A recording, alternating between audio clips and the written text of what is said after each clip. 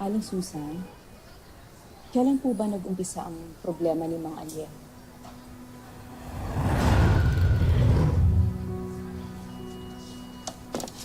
Aling Susan, pasensya na po ha. Bago lang ako dito, kaya kailangan ko talagang mag-usisa tungkol sa background ninyo.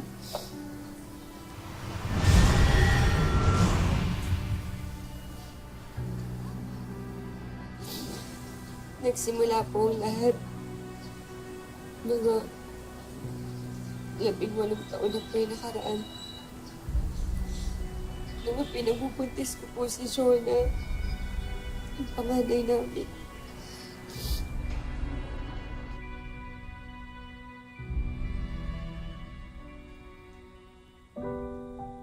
Mahal, kain na tayo. Gutom na ako. Lambing talaga ng asawa ko. Pinaganda ako pa ako ng makuna. Ako na. Sige na. Ikaw. Sige. Niningil ako, pare. Ginagawa mo itong mulong? Maniningil nga ako. Sinugod po kami ng mga kasamahan ni Alejo sa bukid. Ano ba? Hindi daw po nila kasi gusto yung partihan nila eh. Pinaya daw sila ng asawa ko. Susan! Halika dito! Yakap! Susan! Ano saksakin mo? Bitawan mo ako! Ito ka! Bitawan! Nahiya kaya mo! Nahiya ko yun! Ikaw mo asawa ko! Pare! Pare! Matagal na ako hindi nakakatikim ng buntes, pare. Binubuo pa lang ng mag-asawang Alejo at Susan ang kanilang mga pangarap. Pero mababahiran ito ng trahedya. At sa puntong yon, masusubukan ang katatagan ng kanilang pagsasama. Dahil tuluyan ng magbabago ang kanilang buhay mula rito.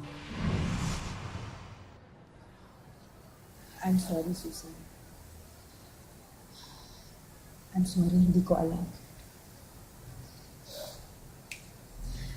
Hanggang ngayon po, di pa rin ako makapaniwala na merong mga hayop na tao na gagawa ng ganun sa isang nagdadalang tao.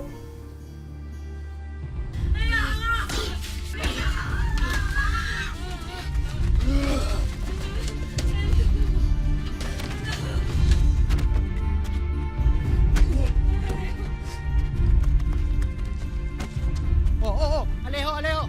Oo. Magulusin ka, Alejo. Oo. Susan, kaya mo bang ituloy ito? Pwede naman tayong mag-reschedule sa ibang araw kung gusto mo. Ikinulong po nila yung asawa ko. Kinaswa nila ng pagpatay. Pero nalaman ni Mayor na walang kasalanan yung asawa ko. Na tinulungan lang po niya ako. Kaya binalik po niya sa akin si Alejo.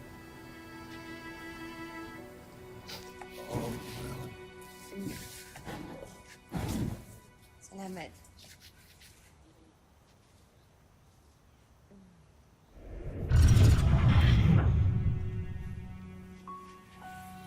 Alejo, may problema ka ba? Alam kong mahirap. Pero kalimutan na lang natin yung nangyari.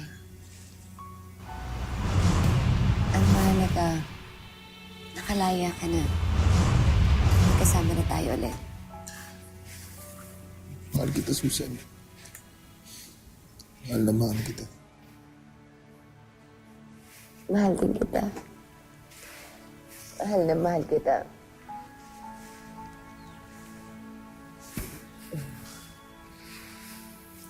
Pagtitimpla kita ng kape, ha? Magpahinga ka lang muna dyan.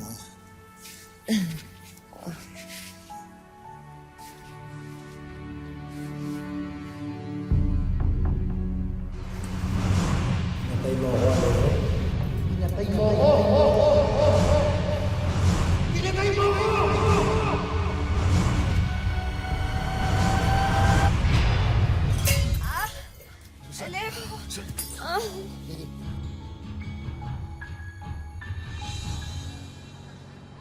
May anak po ako. Jonah yung pinangalan namin sa kanya. Sobrang saya po namin nun eh.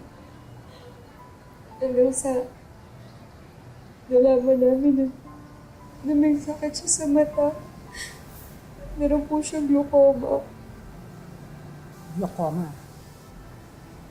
Si Alejo po yung pinakanasaktan sa amin. Hanggang ngayon sinisisi pa rin niya yung sarili niya sa nangyari sa akin eh. Kung bakit nagkasakit yung anak namin. Ron, ikaw nang tumawag sa tatay mo. Nay, mukha po may sumpong na naman si tatay. Hayaan na lang po muna kaya natin siya. Hindi ka na nasanay sa tatay mo. Ganyan lang talaga yan. Netong mga nakarang araw po kasi, parang lumalala yung lagay niya. Mas matagal pa po ata yung oras na nakatulala siya kaysa nakakausap natin siya. Kahit po si Kano at Joyce, napapansin na yun. Sige, ako na ang tatawag sa tatay mo.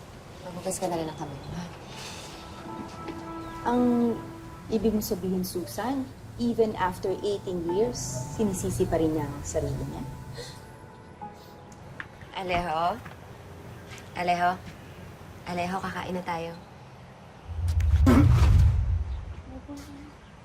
Susan. Sensya ka na, hindi ka sinasadya. Saktan ba kita? Okay lang, siguro nagulat lang kita. Halika na, kumain na tayo. Nagkaanak po kami ulit. Pero si Jonah pa rin yung paborito niya.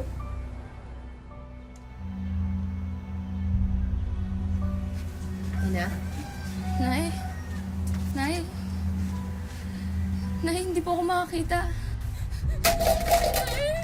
Nay, hindi po ako makakita, Nay. Nay, hindi po ako... Nay, hindi po ako makakita.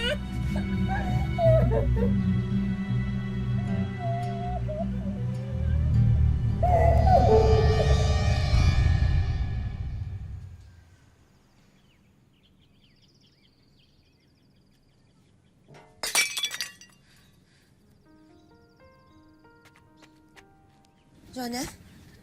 Nay, pasensya na po. Kukuha lang po sana ako ng tubig. Dapat sinabi mo na lang sa akin. Ako na lang sana gumawa nun. Nay, hindi naman po pwedeng pagsilbihan niyo na lang ako. Masasanay din po ako sa paglalakad dito. Anak, okay lang na pagsilbihan kita. Kasi nanay mo ko. Anak kita. Sige na, pumasok ka na doon sa kwarto mo, ha? Ano maghahatid ng tubig mo? Andito na pala yung tatay mo. Tay? Tay, mana tay? Mahal, kamusta yung pag-apas niyo?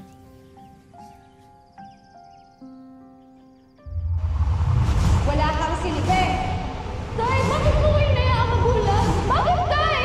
Bakit mo kayo nayaang magulang? Tay, bakit mo... Kasalanan mo to! Tama na! Tama na! Tama na! Anak, halika, pumasok ka na.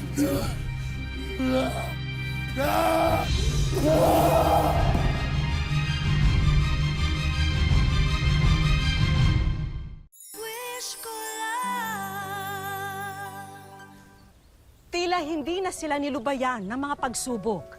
Matapos ang paglapastangan kay Susan, tinakasan naman ng bait si Alejo. At ngayon naman, nabulag pa ang kanilang panganay na anak.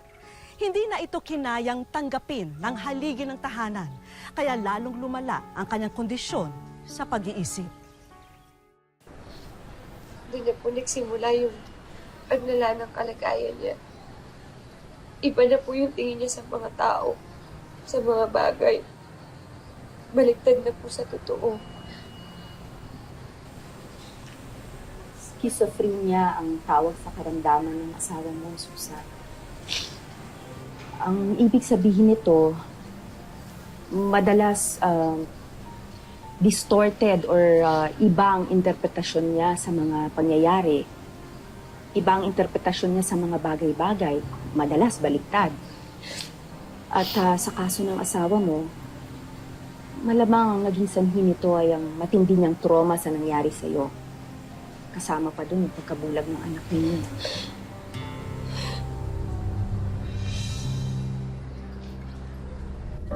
Susan! Susan! Anong ginagawa niyo, Susan? Wala na ako dito! Ganun na nga po.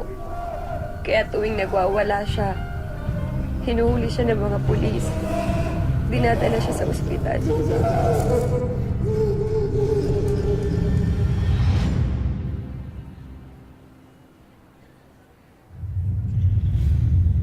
Tapos binibigyan po siya ng gamot.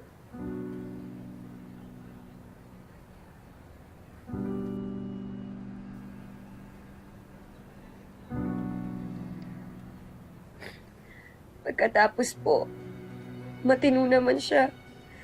Parang walang nangyari. Okay na po siya. Pwede na po siya umuwi. Salamat Kung po. kaya tinatanggap mo siya uli. Pero Susan, itong huling nangyari, ang sabi nila, ito na raw ang pinakamalala. Wala po siya kasalanan. Wala po siya sa sarili niya noon.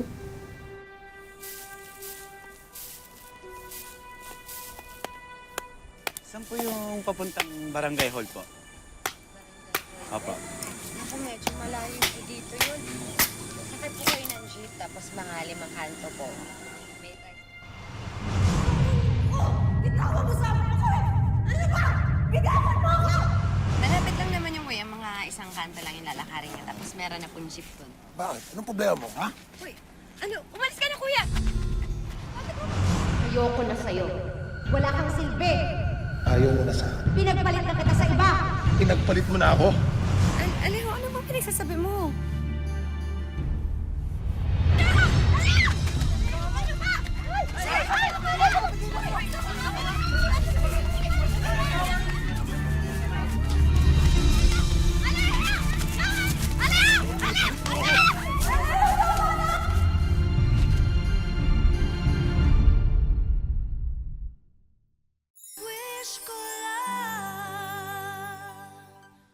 Iba't ibang imahe at ilusyon daw ang nasisilayan ng mga mata ni Alejo. Marahil epekto raw ito ng matinding depresyon dahil sa mga nangyari sa kanila. Kaya pag sinusumpong siya, ang nakikita niya, malayo raw sa katotohanan. Napapaligiran daw sila ng mga taong nais silang saktan at lokohin.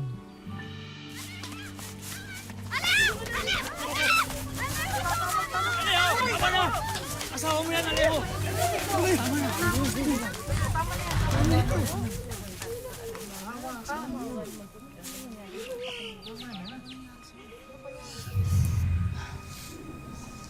Susan, bakit mo hinayaan na umabot sa ganito? Po? Bakit hindi mo na lang inilagak sa isang mental institution o kaya sa DSWD ang asawa mo? Dok, dahil mahal na mahal ko siya. Pero alam mo rin na delikado ang asawa mo, hindi ba? Paano kung saktan ka niya? O kaya yung mga anak ninyo, hihintayin mo pa bang mangyari yon? Siya lang po yung lalaki minahal ko eh. Kaya hindi ko po siya susukuan. Hindi ko po siya papabayaan. Susan, wala akong magagawa kung ayaw mo siyang ipasok sa ospital. Pero kung ako sa'yo, pag-isipan mo. Pag-isipan mo ng nakailang ulit. Hindi lang para sa sarili mo, kundi para sa mga anak mo. Dok, salamat po sa pag-aalala niyo. Pero naniniwala po ako na gagaling po yung asawa ko. Nababalik po siya sa dati.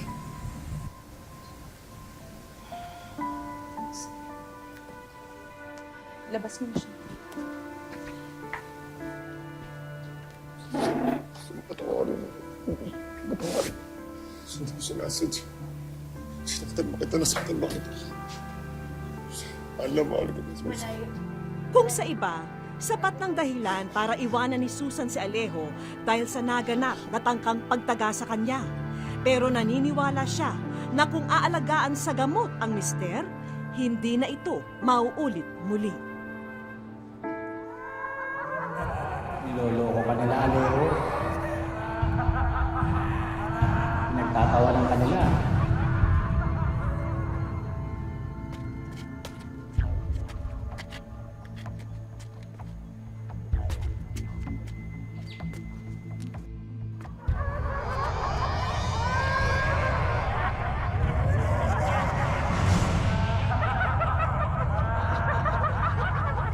Alejo, di mo ba sila nadidinig? Pinagtatawanan ka nila. Tama. Demonyo. Hindi ka dito, demonyo ka. Hindi ka.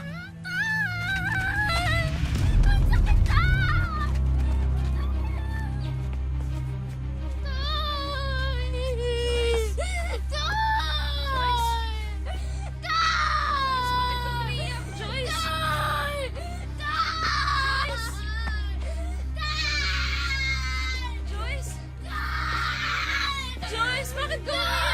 Joyce! Joyce! Joyce! Joyce, bakit ka umiyak?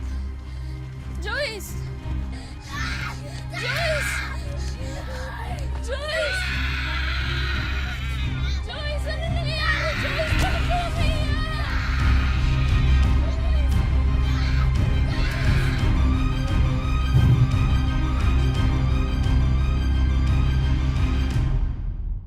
Nay? Sumunod ang mga demonyo. Nay? Sumunod ko sila Nay, lahat. si Joyce po naiwan po sa loob. Sumunod ko. Demonyo pinagtatawanan. Hindi ko siya makita. Hanapin mo si Joyce. Parang awa mo na. Marami pong nagsasabing bakit hindi mo pa iwanan dahil ganyan na nga. Sabi ko hindi ko po kayang iwanan dahil wala naman po tutulong sa kanya na kung hindi lang ako. Mahal na mahal ko po talaga sila, hindi baling ako na po yung mahirapan. Wish ko lang.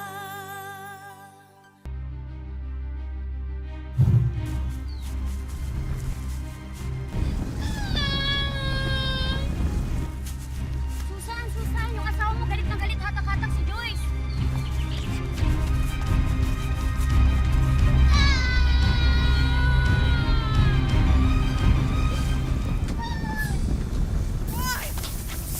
Joyce! Alero! Nasaan si Joyce? Nay? Sumunod ang mga demonyo. Nay? Sumunod ko sila Nay, lahat. si Joyce po naiwan po sa loob. Sumunod ko sila lahat. Umiiyak siya, Nay. Demonyo sila. Ginawa mo! Joyce! Demonyo sila. Joyce! Joyce! Joyce!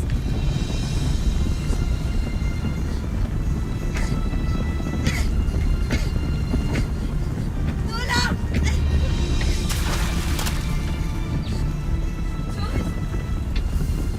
Joyce! Joyce! Nasaan ka, Joyce? Joyce! Joyce!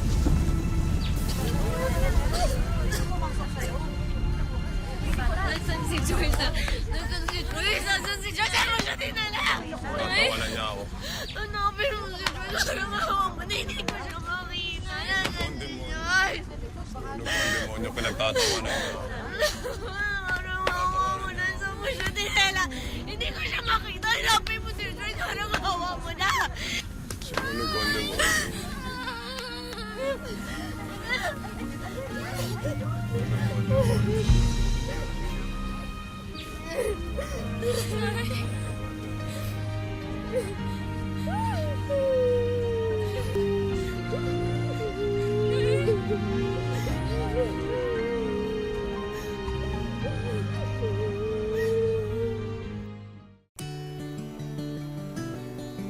Nagtungo kami sa Nueva Ecija at nakilala namin si Susan, ang inang tampok sa aming kwento. Dito sa palayan, ang pangunahing kinukuhanan niya ng pantustos sa pang-araw-araw ng kanyang pamilya. Doble kayod man si Susan, hindi niya alintana ang pagod dahil ang tanging layunin niya, matustusan ang mahigpit na pangangailangan nilang mag-anak. Para sa Panginoong Diyos, sabi ko po, kakayanin ko lahat ako yung pagsubukan na to. Basta balang araw, sabi ko, matutulungan din po kami. Sabi ko, mapagbabago rin po kami yung buhay namin. Sabi ko nga po sa Panginoong Diyos. Ngunit sa bawat hakbang na tinatahak ni Susan pabalik sa kanilang tahanan, nakaabang na sa kanya ang realidad tungo sa isang mundong balot ng mas mabigat na pagsubok. Dahil sa silid na ito, makikita ang asawa ni Susan na si Alejo. Kalimitay tahimik, takot, at balisa. Sa tuwing sinusumpong si Alejo, umaabot na sa puntong nakakapalakit na siya. Marami pong nagsasabing bakit hindi mo pa iwanan dahil ganyan na nga. Sabi ko hindi ko po kayang iwanan dahil wala naman pong tutulong sa kanya na kung hindi lang ako. Mahal na mahal ko po talaga sila, hindi baling ako na po yung mahirapan. Kahit akong may sakit, binabaliwala akong kuwan, naghahanap buhay. Bakit po ninyo ginagawa yun? Pinagkukunan ko ang mga anak ko. Gusto ko mairaos din. Yung mga anak po. Okay. Kasi mo, may anak ko, may sakit na yan. Hindi ko ba ipaduktot dahil wala akong pera. Ang panganay na anak ni na Susan at Alejo na si Jonah. Bagamat hindi nakakakita, hindi hinahayaan na maging hadlang ito para hindi makatulong sa pamilya. Sobrang sayaw po. Simula po malit ako, inalagaan na po nila ako. Kahit po matigas ulo ko naiintindihan pa rin po nila ako. Batid ni Susan na ang papel niya sa pamilya hindi lang basta natatapos sa pagiging ina at asawa. Dahil sa kabila ng mga sakripisyo niya, pagmamahal ang tanging puhunan ni Susan para malampasan ang mga pagsubok na pinagdaraanan nila. Katiting lang po itong problema namin na to. Kaya ko po din lutasin yung aming problemang binigay mong pagsubok para sa amin. Kakayanin ko po para sa pamilya ko ganun. Mga ilang buwan na rin ang lumipas nang huling magpasuri si Alejo sa doktor. Kaya naman kinabukasan, sinamahan namin sila sa ospital na ito para malaman ang kasulukuyang kondisyon ni Alejo.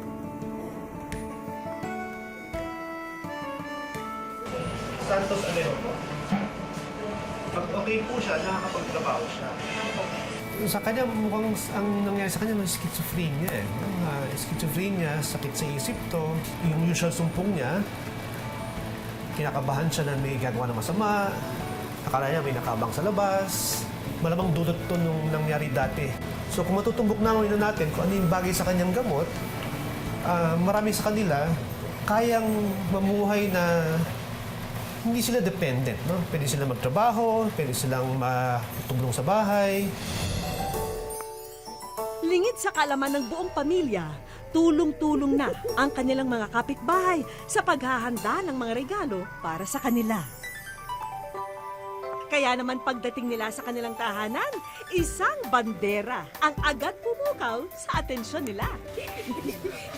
Ikaw gano? Wish ko lang. Malaki ang pasasalamat ni Susan sa natanggap na magandang balita.